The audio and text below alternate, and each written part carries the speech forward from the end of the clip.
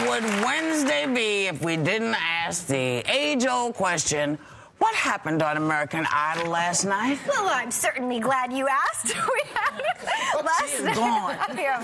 I'm telling you, that simulator, I'd recommend it. It actually might make your flight more fun.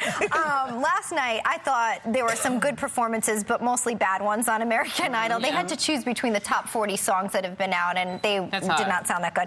But I thought the top 3 were Adam, Danny, and Lil. Adam, we have a clip of him. He sang Play That Funky Music, White Boy, which would have been a disaster, except check it out. He's actually growing on me because he's sort of like a little Axl Rose, but a little new. He loves to perform. And does anybody feel like a school teacher when they want to say to her, "Would you sit in your seat?" Sit. She can't. She's got the dance. She's got the dance. So when she jumps up, you know she really likes it. She does it every time. She does it only for the guys, though, really. Yeah, exactly. But I do like her. I have actually had some nice talks with her.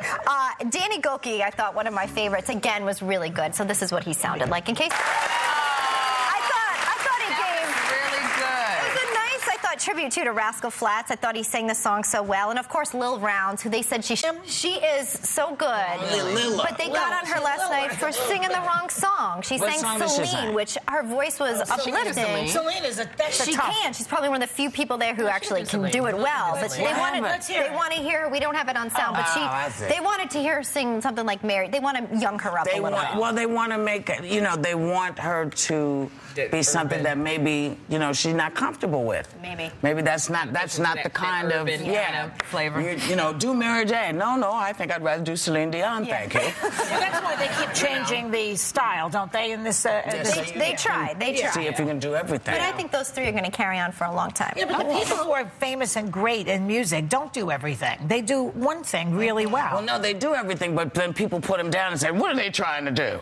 Because, whenever you change and you show that you have range, when you go outside of other people's comfort zones, it freaks people out. But, I remember Alicia Keys was saying the same thing. She couldn't even get a record deal because she did so many different styles. They didn't know what kind of box to put her in. And thank goodness we recognize. Box-free, if you can. Now, Sherry, or the favorite show. Just a quick recap on my Dancing with the Stars. Holly Madison, who Barbara liked her little boobies shaking all the time. With the fringe. Yeah, with the fringes. She got voted off. And also Steve Wozniak got voted off. And I got to say, Steve Wozniak, like Whoopi, you said this is what the competition is all about. He's not a dancer. He's the Apple guy, but he would always have fun. He tried so hard. He had some injuries. So I just got to give... 2 got voted off. So I got to give it up to Steve Wozniak because he really was a hard worker. He got a lot of good charisma. But see, that's the thing. I mean, isn't that what I still believe that's what it's supposed to be. If you can get somebody like Steve Wozniak dancing, absolutely. I mean, you've won.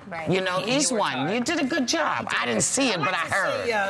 Well, never mind. What? I was going to say, like Pee Wee Herman. I'd like to see him do it.